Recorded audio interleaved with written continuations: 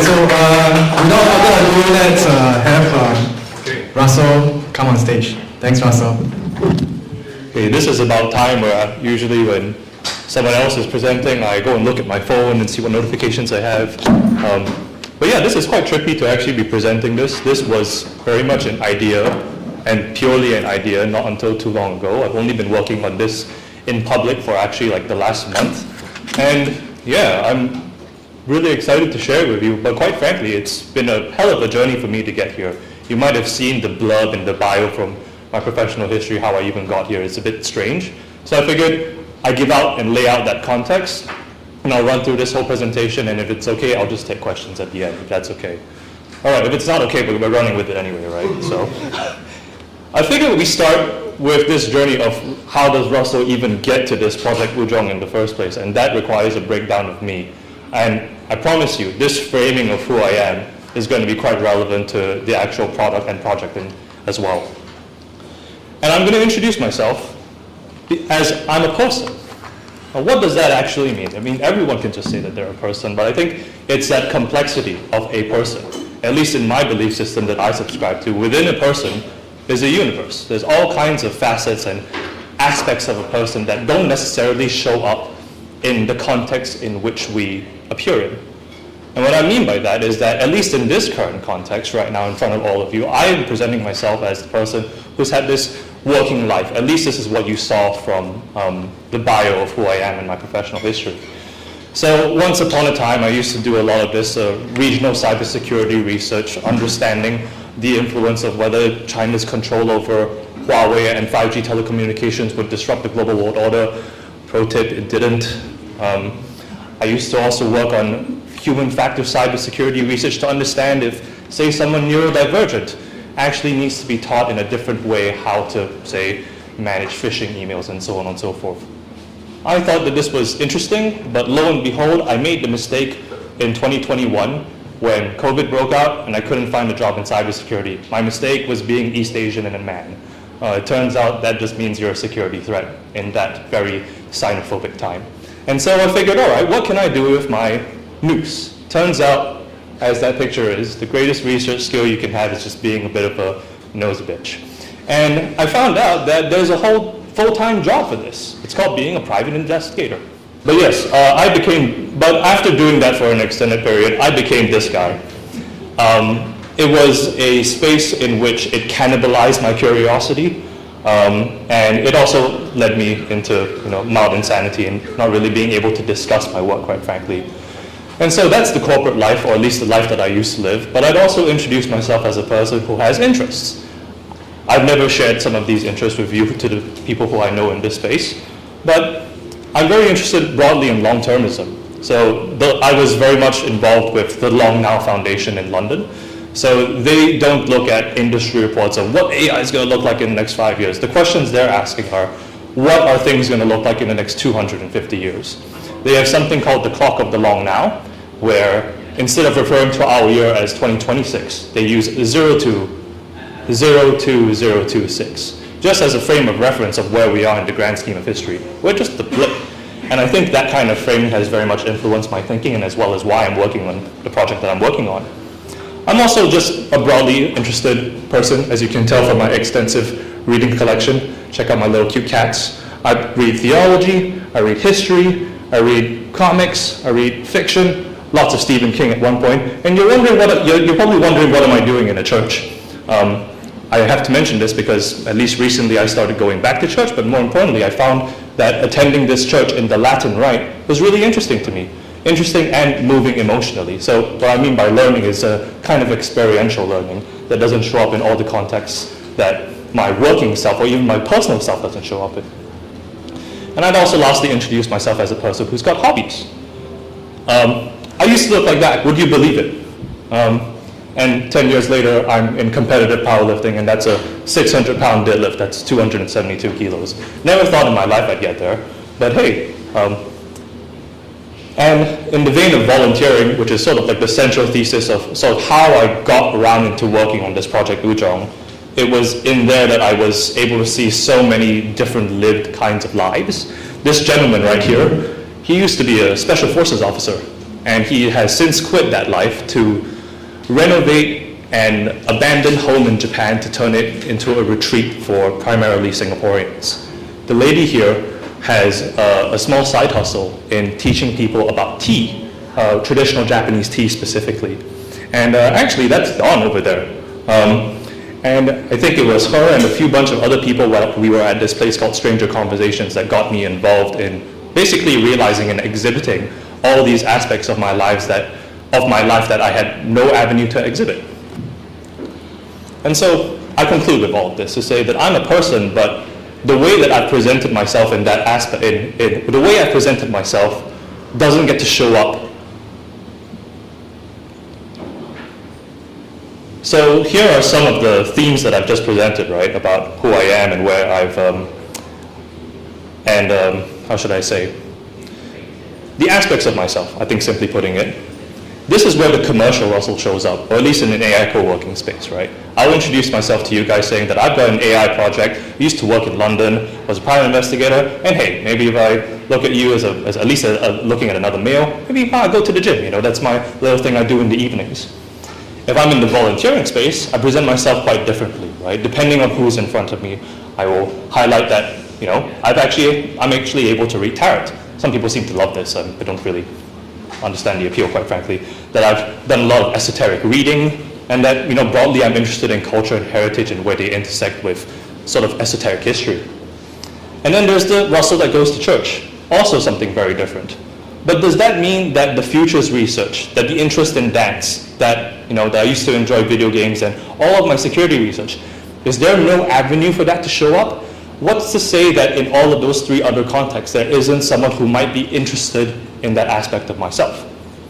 And so I think I just highlight or at least this is what I've been highlighting this whole time. I only get to give you one first impression before you categorize me into thinking that I'm Russell, and depending on the context of what I show up in, I am the guy who goes to the gym. I am the guy who is involved in the community, so on and so forth. And the point is to say, what's to say that these other aspects can't be fleshed out and can't be received in other kinds of contexts? So now I want to get into the journey as to how I got onto this Project Wujong thingamajig that I'm getting into. I left that old job in private investigations in 2024 thinking, I'm going to go capture my curiosity again. And what I mean by that is basically just do the things that I thought I could naturally transition into. It was quite a lot of things. We were supporting loads of research and understanding people who were basically ripping off private equity firms in emerging markets because they have weak justice systems, managing special situations obviously, crisis management, compliance, expert networks as well, just naturally talking to people and a broad interest in understanding those dynamics. Life didn't work out that way because apparently the main problem in the UK in general, according to Labour and the Tories, are people who look like me, who don't have a British passport.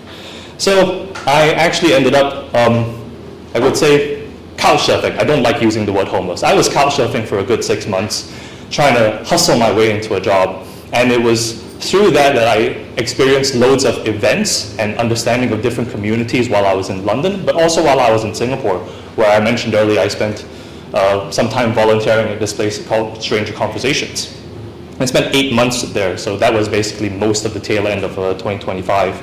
And I think this is where I'd like to take a little bit of a stop to highlight the different avenues and spaces in which I've walked through. Here's just me hanging out with some people who walked into this living room. But to explain quite briefly, the best way I can describe this place called Stranger Conversations is that it's a public living room. You show up, there's no economic barrier to entry, it's not meant to be exclusive, and you can do as you wish in that room. Feel free to knit, feel free to take a nap, feel free to co-work, feel free to run a book club, or even do some sort of dance or yoga practice in that space. As long as it's self-organized and you're not disturbing or harming anyone else, it's totally prohibited. And I think it was in that sort of free flow of that kind of space where I saw and created loads of friendships that I don't think would appear anywhere else. And that's when I started to see, I guess, just the sheer broad kinds of categories of people that I was coming across. They don't fit in neatly into a Hinge or a LinkedIn profile, right? And I think it really struck a chord with me because I think at that point in time I had been so obsessed about trying to find a job that I was very much defined by that sort of characteristic, but realizing that actually the human experience is so broad. And I think we just don't actually have infrastructure to give these kinds of people the voice and the credit that they deserve. And so this really got me thinking, because obviously with the AI hype that goes on and me being part of circles in London and in Singapore, just hearing how incredible AI is, it just made me ask this question, that if AI is so incredible, why can't it make a world that I care about, that I want to live in, and that, more importantly, these people that I've met recently have a space in which their humanness is fleshed out, that they don't have to hide behind certain terms in order to fit into these discrete variable categories, that actually that complexity can be, I wouldn't say compressed, because compressed, I guess, does determine some degree of processing, but rather that complexity is appreciated for what it is. It's just communicated to people in a way that makes sense to them. And I realized that if I didn't want to work on this, or I basically let this reality come through. I highlight this screen cap of one of Sam Altman's tweets, where basically he's quite fine with ChatGPT being your best friend, your therapist, your parent that can also generate pornography on demand. I find that quite abhorrent, and I find it really disturbing that if someone doesn't create the kind of infrastructure that supports the people that I've just mentioned, the alternative is that it's going to be left to tech giants who don't really care about that human experience. And so finally, we're going to get to what on earth is this Project Huang thing all about? So remember that picture, unpaid labor, also taken in Stranger Conversations. I'm obviously here because I'm not at Stranger Conversations volunteering anymore, because I realize I need to make a living and I need to find some way in which those efforts can translate into something more sustainable. And so it got me looking into LLMs. As I've just highlighted to you, as a community volunteer, my job on the ground was to basically look at community members and understand where are avenues for collaboration, how can people get along, and how can we make this a space where people not just walk into, but coalesce. Where's Michael? Yeah, this is like Michael's job, isn't it, right? But anyway, the point is to say is that when I looked into LLMs, I highlighted these sort of characteristics, in that they're consistently convincing in their outputs, even if they're wrong. They have this near perfect, or at least better than the human fallible kind of memory with regards to context of what people and what situations might be. They're conversationally curious and engaging, which is more than can be said of some community volunteers. God bless them. They're also capable of distilling the complexity of a person and be able to do it at scale. Hold on, isn't this exactly what I was doing as a community volunteer? So surely there is some sort of, I don't want to say potential for an LLM to replace the humanness of that community volunteer, but to basically at least fill in some capacities of making those kinds of introductions. And so I came across this name for Huang. Huang refers to actually the original name of Singapore Island. This isn't something that was taught to me at school for reasons that I don't think the government would appreciate me saying. Well, I won't get into it. But it made me, the name really struck a chord with me, because it was such an unexplored name that had no associations historically. It just made me think, this is sort of like a blank slate. Could Singapore be reimagined as a space where, how should I say, reimagine altogether in whatever way this project goes along? I'd like to, I use the name to sort of invite people to extend their imagination a little bit. And I run with this question really, which is, oh, this is really annoying. I realize I've been standing in front of here this whole time. I realize people can't see the slides, but anyway. The point is I wanted to understand if LLMs could basically influence strangers to interact with each other. And what I mean by that is, I wanted to run this sort of minimum viable experience. I wouldn't call it a product because I feel that is a little bit, I don't want to say insulting, but I am going to say insulting to the folks in the room who have built products, and I'm just like, damn, I'm so behind. I have no idea what I'm doing. I'm not a technical guy, by the way. I'm just giving it my best shot, trying to figure shit out. And so this Google form, it's a lengthy one. I highlighted at the beginning of the sign-up sheet that this is a good 20-25 minutes of extended typing, of asking some pretty deep questions. I'm trying to understand what a user is in a very broad context. And from that data, I'd like to be able to see if an LLM can condense that profile and communicate it to another person at scale. People think, oh shit, that form's too long, I'm not going to engage with it. Well, I just hit 50 users, and I'm pretty proud of it, to be honest. I didn't think that people would be willing to or wanting to engage with depth at the level that it looks like, at least on a Google form. But hey, things are looking up for me, at least with validation. And so basically, as I was saying, it runs this simple prompt. Looking at every row is a person. And I just run this little prompt, using the data over there, make an introduction to another person, and highlight where they can connect or what avenues might be interesting to the other person, and vice versa if the former person responds. And so what that actually looks like in practice is, I don't have any interesting messenger app. I'm just using people's telegrams because that's what people use in Singapore, right? And so this is roughly what it looks like. I sent out the first matches 2 weeks ago. And here's a redacted profile. I sent them someone with who they could match to. It was evident that this person was highlighting a recent interest in Alexander McQueen. And for those reasons, the LLM was able to extrapolate the data broadly from that entire category, why this person might be a match for this other person. And it seemed like that they wanted to connect. I haven't followed up with regards to this person's or these two people and their experience in connecting, but I just leave them in a Telegram chat group and then I disappear. It doesn't always work out though. And these were the first matches, so I do give myself some chance, as well as I do invite people who are users to bear with me. This is just a very messy experience right now. Some people look at this prompt and they're just like, hell no, this is way too long. I ain't gonna engage with all this. And that's fair, right? Like sometimes you look at LLM outputs and you think the same thing. And so he highlighted too much context, I'm hesitating to proceed. But this is also where I can iteratively improve the experience, isn't it? It's not that difficult. I can just say to the LLM when I make him another introduction, just reduce the context. In this case, thankfully, the person who, when I reduced the context, I was reducing the context of an introduction of someone who was already interested in this person. And so not only did we get the reduced introduction, we got his message. And when I noticed this, once there's a message being sent alongside the LLM generated introduction, the conversion rate for people accepting and being willing to engage with each other, it's something like 90%, which is pretty incredible if you ask me, given that this is the first experience. So today's the 13th of March. I'm actually due to send out some new matches today, and I'm just playing around with the data. I'm trying to understand how can I improve the experience, because admittedly, those 2 weeks ago, the LLM was reading the data quite poorly.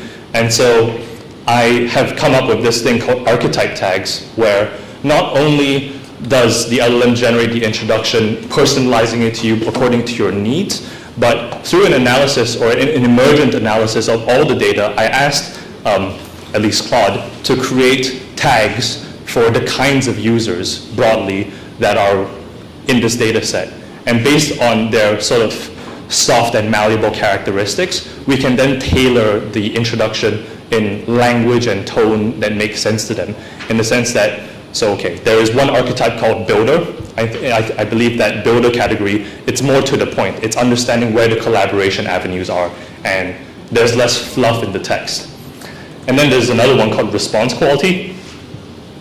This thing called response quality refers to how well did the user actually engage with the form. Because as you can imagine, people are responding to those texts, but not to the same degrees and to very varying lengths. What I mean by this is, we've got some people who actually filled in the forms just typing in lorem ipsum. So you can imagine, there's not really much of a signal for me to match them to when they're just really filling in the text for the sake of filling in the text. The data is not meaningful. But with that in mind, we can at least make less assumptions, and at least this is a signal to the LLM to understand that when it's matching this user with someone else, it's to be very clear about what the signal is and to have more guardrails in place. What those guardrails are, I'm not exactly sure right now, but that's something I'm going to figure out and in the quality of the data and the matches that I'm producing this week.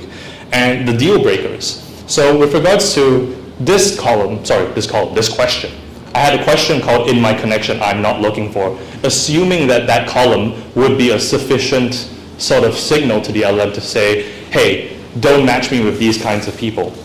This was useful, but it also didn't seem to, well, I wouldn't say didn't seem to, it just doesn't capture the subtleties that appear in how people communicate, in that extended text of people's responses to what is your recharge activity, right? If they're saying they like to sleep in bed on Sundays, that might suggest that they may not be interested in looking for someone who's very active in playing sports on the weekend. But that doesn't necessarily appear in this column. So the intent of the deal breakers is to extract the data from those other questions and to articulate it clearly to the LLM, so when it's reading it, it just makes sense. It doesn't have to labor nearly as hard, and it makes less mistakes in that process. So I don't really know where I'm going with this. I've called this project Ujong because it's not a product. It's not Ujong, you know? I don't really know where I'm going. The whole point of this project, at least in this past month or so, has been to validate whether people respond to the LLM responses in the first place. And it seems that that is the case. But whether or not that is the avenue which I want to go down for product development is another thing altogether, because I don't know how people are going to respond when I say, I need you to make money so I can go and have my nice lunch while I'm at SQ Collective in River Valley. Because food in this area is expensive, bro. Someone tell me I'm wrong, man. Like, yeah, so where I've come up with that is there's two avenues that I'm really interested in looking to go down. And that one is commercial real estate space activation. What I mean by this is that the problem that I've noticed, at least with, say, offices in One North. I think many people have actually gone to Grab's offices for the recent Claude events. So loads of people who have actually come in from out of the country, high-performing individuals working in that part of the country who don't want to go all the way into town for an event after work. What do? They go home. They don't have a social life. There are no avenues for them to actually engage with each other. But to go back to the thesis that I have right now, right, with regards to the presentation and the impressions that we give, what is to say that in the office building in which they're growing up, in the lifts that they go into, that their best friend could not just be standing right next to them? And at least the idea that I have here is that if I can locally deploy this sort of experience in a commercial real estate setting, then who's to say that, you know, people can actually run events in that in that building where, and that gives sort of a more lease on life for not only the people who are involved, but it also increases the value of the commercial real estate as well, improving the experience for all parties involved. And another one that's come into play has been this opportunity to actually do some work with an incubator to understand partnerships with specifically Better.sg, where they're supporting all kinds of social enterprises, but the job of the community manager on site is to understand where the social enterprises can actually support each other, where there are potentials for cross-collaboration. This is sort of like a perfect avenue to deploy this, when if I have someone from each organization just fill in the form in a more commercial context, this LLM, or at least the way I'm using this LLM, should be able to communicate where synchronicities and synergies might be able to appear. So there's all of that, but I also really just want to work on the problem, which is that I'm more concerned about the peer-to-peer experience because for many reasons that I'll get into. I'm not very optimistic about the way, I would say, Singapore or even society is going for many reasons. And for that, I'm actually hoping that this can actually transform into a event experience. What I mean by that is that right now, as I've described it, it's a one-to-one peer matchmaking system. But what if it becomes a 1-to-X peer matchmaking system? And what I mean is, if I want to highlight that I'm interested in frogs because, I don't know, a frog ran in front of me and I thought it was really cute, I would love to be able to broadcast this to a pool of users and communicate this and my profile to these users at scale and say, hey, this guy, Russell, and his interest in frogs might be interesting to you. What kinds of events and initiatives might be able to appear out of this? The point of something like this and to deploy it locally is to basically be able to signal and rally and organize events and interest without having to deal with the frictions of going on Luma, Eventbrite, and Meetup, where quite frankly you have to go into those spaces to go and search for that kind of thing. Whereas doing it through this interface, you have that personalized marketing, you do it at a local level, and you get immediate engagement and feedback without actually having to host an event, which is painful. So yeah, I'm still working on this. I don't know how people are responding in the room. Obviously people are silent as I'm working on this, but this is something that lives in the back of my mind. Because although I've omitted the quote, the person who said this to me was a VC. He said, who cares? Why are you working on this? Because CAC is too high, you're not Meta, they did it first, get lost. This doesn't have any value for anyone. You're wasting your time. And that has really stuck with me, and it really feels like it's a chip on my shoulder. But I highlight this very extended page to you. I'm not going to read it out, but these were just some of the kinds of people that I met at Stranger Conversations, as well as while I was gallivanting around in London. And these are a growing proportion of people in our society. And it makes me worried that if there isn't a sort of social digital infrastructure, not social media, I call it social digital infrastructure, because social media is not social. Social digital infrastructure to effectively create avenues for socialization that aren't basically paywalled, right, in the form of events and ticketed sort of scenarios where people will want to engage, but they just can't. This is an avenue where I can create and support these people at scale without having to be an events organizer. And I just really believe in the value of that, of building an infrastructure that's for them for that reason. And also I'm really building it for myself. This is me, right? I don't have to explain this if I were a user of Huang.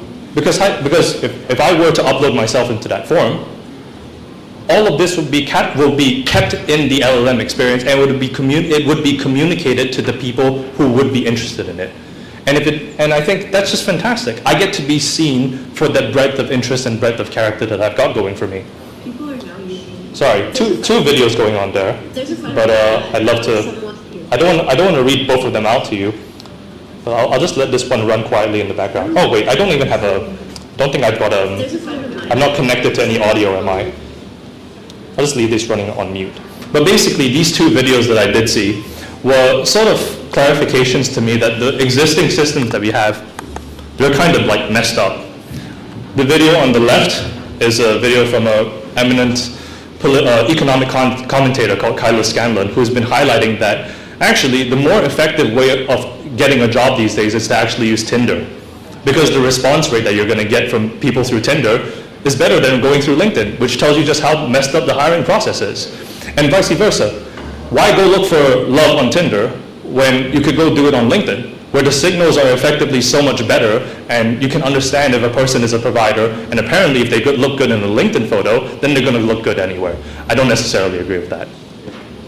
And so it leads me to this point on that the technology that we have right now is only seemingly able to capture what we are because of how it categorizes us into discrete variables as opposed to continuous data, where that complexity can be broken down by at least an LLM to my understanding. And the incentives as well, and shitification, right? Once that platform has been up for too long, it sets a kind of culture. And it just seems that that kind of culture is not something that anyone really enjoys. Nobody wants to actually be using those platforms, but people are there.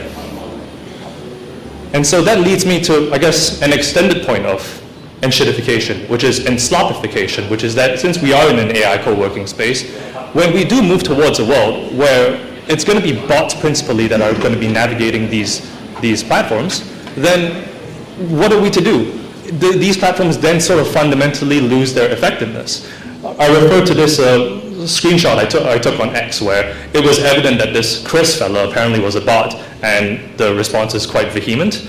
But it's the same thing on Reddit as well. There are no clear incentives to actually counter or deal with the problem. And that sort of makes the use of those platforms fundamentally less useful, which suggests to me that there is going to be eventually a demand for, I guess, quality human connection where people can actually be talked to and not agents.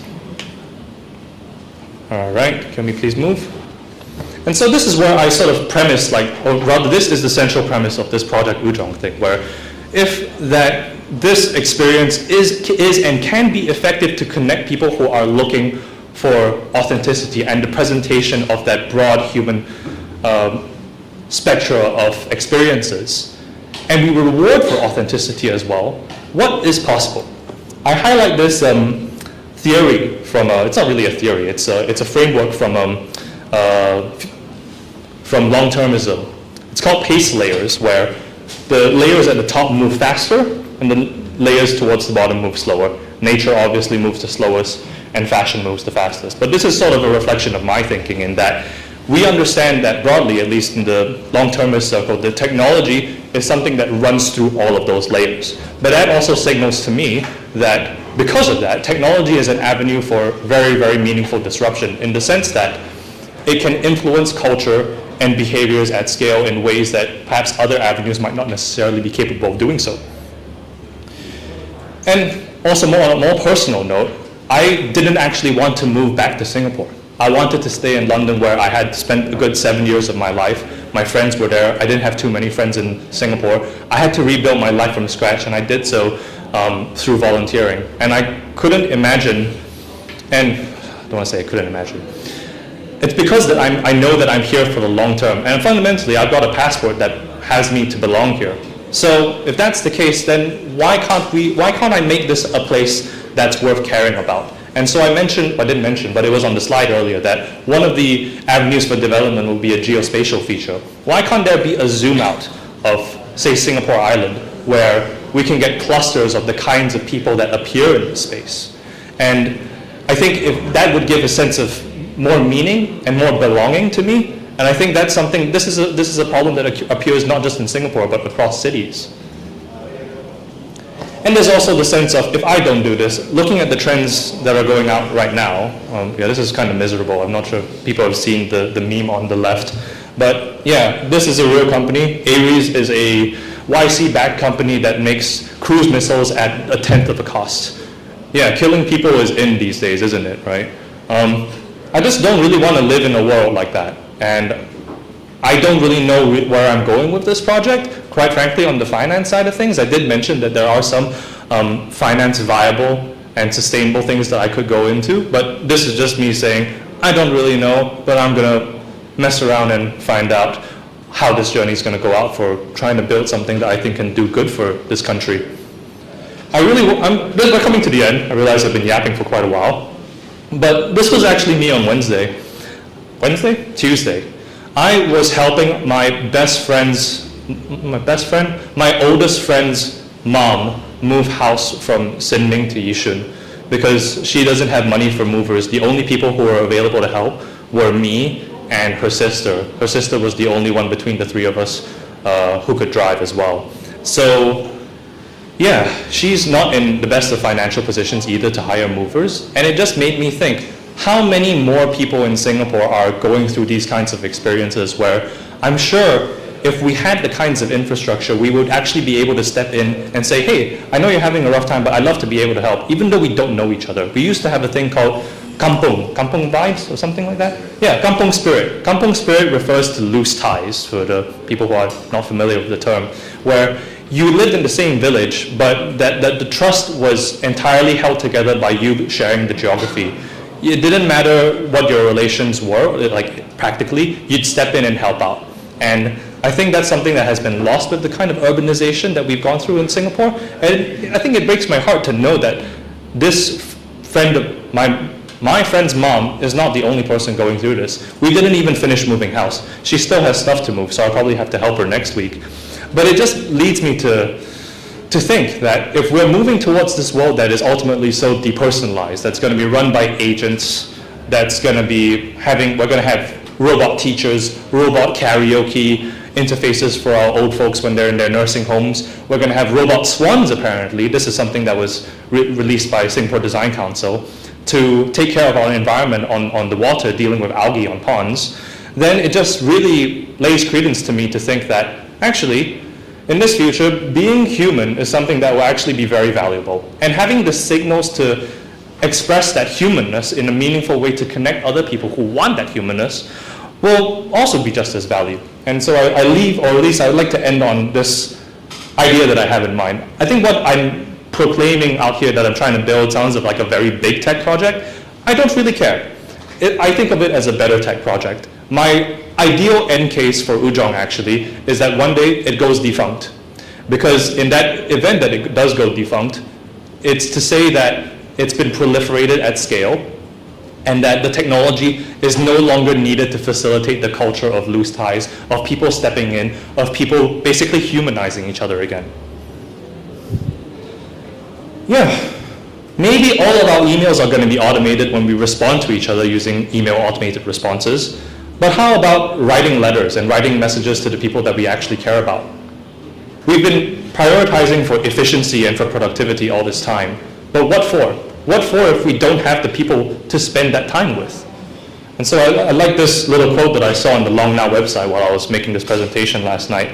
Our highest hope is that the next generations will never doubt that we thought of them and built for them. They will simply see this as normal human behavior. Wouldn't that be nice that our normal human behavior is something that humanizes each other and not something that sees, at least in the co-working space, where I see people through the lens of their profiles on LinkedIn.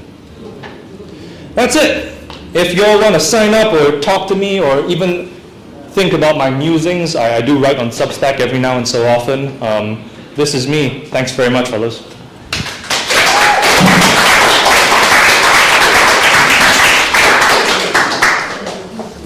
All right, thanks so much, Russell, for this sharing. Q&A, if anyone has questions, the mic is behind. Anyone?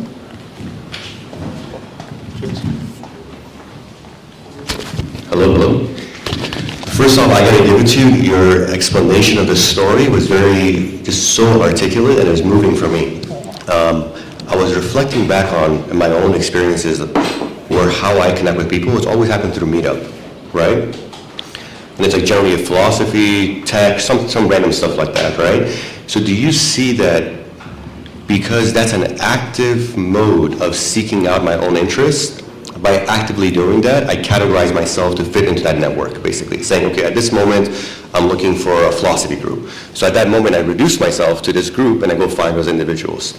Now, do you imagine where, in a way, it's asynchronous and passive, where by seeking my own curiosity, you capture the signals and you proactively connect? Is that how you see it? So basically, you're favoring the asynchronous, passive capture of the signals to connect people. Is that the right way of thinking about this, Russell? That is a fair way of thinking about it. And I don't want to say I'll leave it at that, but that's my direct response to your question. I think the layer that I'd love to add on top of that I didn't find avenues to fit into this presentation, is that at least when in the context of Meetup, it's precisely as you say. There are philosophy meetups all over the world, but there aren't philosophy meetups that intersect Seneca and Huang that disseminate why we love things, as we've had a discussion actually on why we love the projects that we've loved. This was me and Farhan 3 weeks ago when we met. We had that conversation. We would not have had that conversation if it weren't for the serendipity of meeting at this co-working space. But the point is to say, that conversation can be had if that complexity is effectively communicated through a digital system. Where if someone wants to actually say, I'd love to talk about Huang and Seneca specifically in this context, it might connect to someone who's maybe had some hardcore reading in Arendt or maybe Augustine, philosophers and theologians, I'm just riffing off the top of my head. But yeah, the point is to say those intersectionalities and the intersectionalities and what seems to be impossible, what someone might frame as serendipity, is made possible through the articulation of that complexity through a digital interface.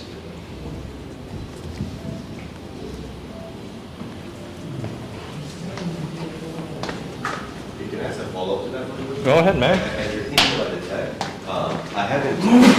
I haven't used OpenClaw myself, but I saw folks like Stefan, and we went to an event here last week, right? It's massive. And I guess my takeaway from the perspective of OpenClaw is that you have something that's behind the scenes passively working for you. Whereas, for example, your typical LLMs or GPTs, it's forcing you to take the first step, right? So if you start thinking about this infrastructure, do you see something like an OpenClaw architecture where you're speaking to this thing, it's capturing this, and these agents behind the scenes are passively making these connections? Is that how you see that infrastructure happening? Ooh, that's a scary one. That's a scary but also interesting one. I think the term that has emerged is a digital twin for this kind of thing, right?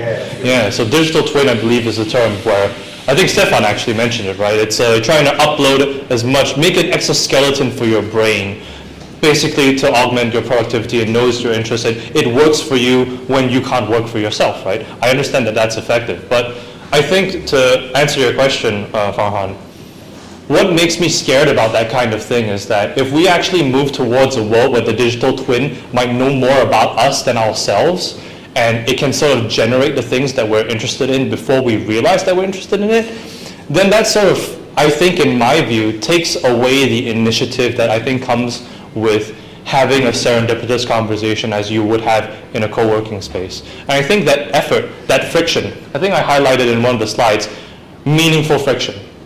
I don't want to solve for that kind of friction in that sense, because I think it's precisely putting in the effort to try and relate to a person that interaction then becomes meaningful and memorable.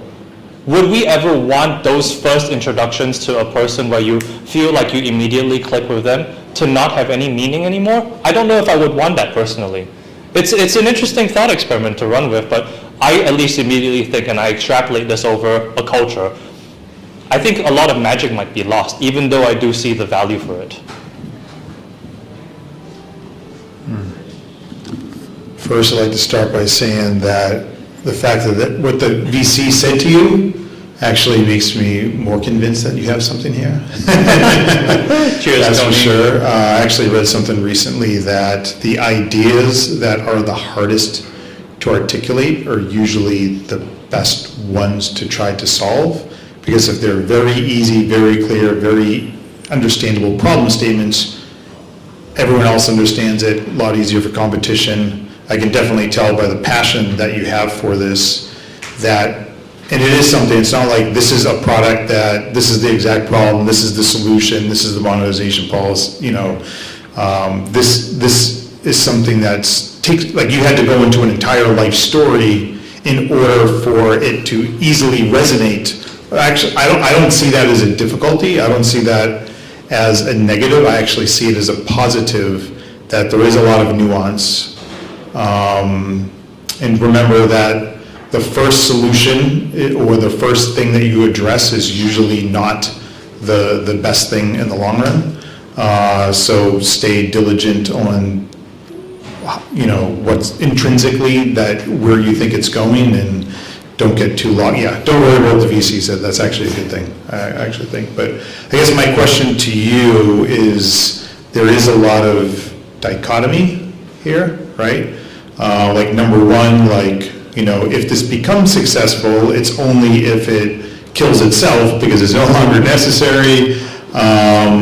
You know, part of the problem is pervasive technology and using technology to help, you know, reduce some of the effects that technology has had. And I used to work at two different GPS companies, and people used to know north, south, east, west, how to find it, how to actually use a compass and things like that. And now people are so dependent, and if you actually create, this is the other dichotomy, which is if you create something that allows you to almost know that you have a connection with someone before you actually go through the effort of learning, you know, what impact would that have now as well. So I guess, yeah, how do you kind of handle all of the dichotomies of in some ways trying to solve the problems using methods that are also kind of inherent in creating the problem itself? Yeah, so the first statement on, like, I think Ujong becomes a success when it no longer is required to have that kind of culture. That's like a bold ass statement, man. Like, I just threw it out there because that's something that suggests that a cultural change has taken place, right? And as we looked at that pace layers thingamajig just now, right? That's like one of the last things that actually changes. So it's more of like a postulation of really what the vision is, in that it's a world where this technology is no longer required for those kinds of relations to form at scale. And because maybe, I wouldn't say some other infrastructure has replaced it, but it's more that the culture, the human behaviors ultimately have changed because maybe the incentives have changed, the economics have changed. I can't exactly imagine what that world looks like, but to me, that's the kind of world that I want to live in, hence why I'm working on that. And to your second dichotomy of how LLMs, or rather this interface, might actually be able to figure out what a person might be interested in, or what other kinds of people the user might be interested in before the user realizes itself. Is that correct? Yeah. Yeah. I don't know. That's something I'm sitting with as well. I think, at least to me, the existing interface that I currently have right now is that and this is my intuitive response. I don't have a immediate, like, I know what I'm going to say to Tony when he asks me that question. The immediate response is, it goes back to meaningful friction. With regards to that lengthy form, there was a lot of meditation, I think, from some of the users on what they liked, what they don't like. And some people enjoyed that reflective exercise, some people didn't. I'm happy for the people who did. I have to think about how to make it more accessible for the people who didn't. But to get to the point, it's that putting in that effort to articulate to an LLM, it's no different from what the work that we do, I think, quite frankly, with our LLMs, to express what we want to get it to do. It does require a degree of self-understanding and articulation and reflection for it to be useful. Obviously, I've got users who say, I don't want to be matched with this because this isn't what I was looking for. That was a failure of my LLM, of the matching experience that I was doing last week. But to really get to the point, make it meaningful by having it require effort. I think some of these folks actually suggested when I was sharing the idea with them, these fellows from Stranger Conversations, shout out to them, they helped me with some of this ideation, was why not we just like plug in people's LinkedIn or Instagram or their Substack and have, Gemini or ChatGPT or Claude analyze their profile, and from there we could generate matches based on that data. I'm like, hell no. Firstly, that's not the authentic self. Secondly, that just removes the effort altogether. We don't want to solve for that friction in that kind of capacity. We want to make it effortful for someone to articulate who they are, but yeah, really, that's sort of, I think... Kind of requires self-discovery too, right? Yeah, meditation, so the right? introspection, self-discovery Sorry, process. I'm really rambling on that point, but yeah, it's really about meaningfully making that a laborious process to make it effective for that user. Yeah, it forces you to understand as you went through that process, you created this deck, you went through all that, I'm sure that had some intrinsic benefit as well. Now you understand yourself even better. Even though your goal is to connect with others, it forced you to connect with yourself more, I guess. And I'd love to add on top of that, it's that it was through this process that I realized that, hey, everyone here in this room is showing up in their working skin, let's put it that way. But really, remove that context, and I will actually realize that I have a lot in common with most of you. We just don't have the avenues to articulate those things. We're really just human beings, and I don't think anyone is really all that special. And I think it's leaning into that, to see that we have more in common with each other than we don't. Cool. So one of the things we always do at this space is support each other, whether Tanmay sending out his app so we can give it a whirl and get crushed by AI on our interview skills, or sending out the link, because I never filled out the form, sorry. I don't think I got it, I noticed it if it was sent out, but yeah, stay on this slide. Yeah, shout out. Funny thing was I actually put on the Google form that I would start this experience once I had 50 users. I currently have 50 users, and I have way too much work. I'm actually struggling with getting the matches out and managing that flow of information. And I also realize that the LLM approach might actually have to change. It might have to be disseminated differently because of just how much raw data is being plugged into Claude to generate the matches. So feel free to join, but yeah, no buts. Feel free to join. Let me know how it goes. Russell, question/statement/thought for you. Of the people that you've connected so far, or the people that have signed up, do they, or have you thought about whether people see themselves reflected in how you are interpreting them? So if you think about that initial connection, you're taking their original input that they've had time to labor over, you're making that connection. I'm just presuming you're not showing what they're saying about you. So if I were to make a connection, I don't see how you're introducing me. I just see how you're making the connection. I'm following, yeah. In the other way. But my question is, and this is coming out of something I've been doing for my own research, there's an element of expressing yourself, and then there's an element of having that mirrored back, where you are self-questioning, am I expressing who I am authentically? Has that come up for you yet? Yeah, that actually has. In fact, that's actually one of the points of interest that I didn't have time to throw into this slide deck. But one of the intentions that I have for not this week, 13th of March's matches, but for the 27th of March when I run the next round. Actually, no, sorry, what am I saying? This is what I'm doing for this week's match actually, is that when I match the two users together, I make introduction to someone and someone responds to that introduction. Other person has this introduction of this person who responded to that, and they ask, all right, do you want to connect with this person, right? Last week, or 2 weeks ago, sorry, I sent out the introductions and connected people. They don't know the context that they've seen each other. They don't know what the LLM has presented to or the other. They're just connecting and having that conversation.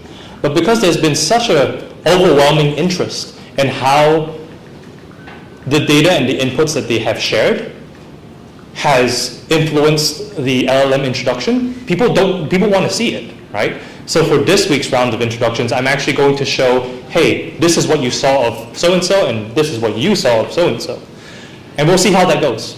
I don't really have an answer to your question, but this is also something I'm experimenting with, and I'm actually leaning into having the users see how they've been presented so that there's no information asymmetry. It's less about the, it's not so much that it reduces the intent of discovering the other person, but it is more to have clarity of what has been communicated when I do have this group chat created. Does that make sense? Have I answered it? I think it makes sense. I guess I'm almost a step back before that in terms of, did the LLM interpretation of someone reflect who they actually think they are? Before you even started matching. Does that make sense? Okay, that makes sense. I would say at least for the users that I do know personally, because I don't know everyone who has signed up. It's been a little bit asynchronous and all over the place. It has been accurate. And knowing the friends who are users, that would I introduce them in this capacity and tailor that introduction if I were, say, at Stranger Conversations doing that introduction in a physical space? I think the LLM actually does it better than I can in terms of the clarity of the communication. As you can tell, guys, I'm not the clearest of communicators. I just talk and waffle on. But yeah, so that's my answer to you, Matt. Okay, but my question was, do they see it, not do you see it? That is validated to me through whether they say yes or no, I think, isn't it? Okay. Would you say so? Is that fair to say? As in whether they acquiesce to the introduction and following up. Actually, no, sorry. That is going to be validated in this week's experiment. With regards to now that they're going to see each other, their own introductions, I'll actually ask them, like, hey, does this actually reflect you? And we'll see what that conversation looks like. That would be a very interesting question. All right, guys, a round of applause to Russell for his very personal sharing. So after this, people who are networking, feel free to go outside, have a chat, see what you can collaborate on, what you're working on. And this space is for co-working. Thanks for coming. Enjoy the day.